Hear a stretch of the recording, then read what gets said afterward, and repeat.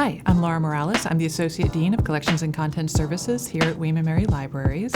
In Content Services, we are the people who purchase and make everything accessible for all of our library collections.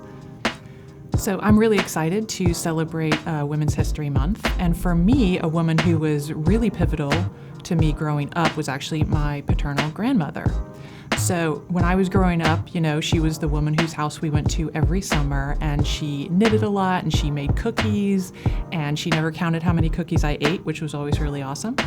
And so I really loved her as my grandmother, but there was another side of her that I didn't really appreciate until I started to get older.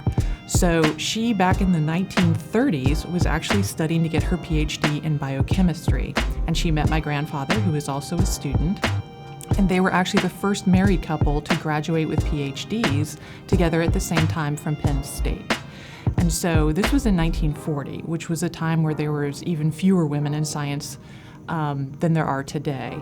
And so what this gave to me was the knowledge that there were no intellectual pursuits that were sort of dictated by your gender. It was assumed that myself and my brother would go towards whatever profession we thought interested us.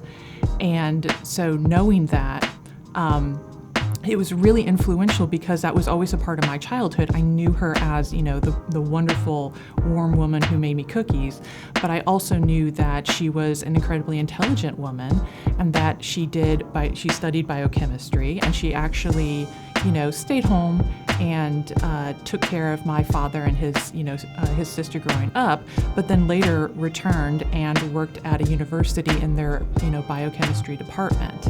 So sort of any option in life was open to you. It was what made sense for you and what you wanted to achieve.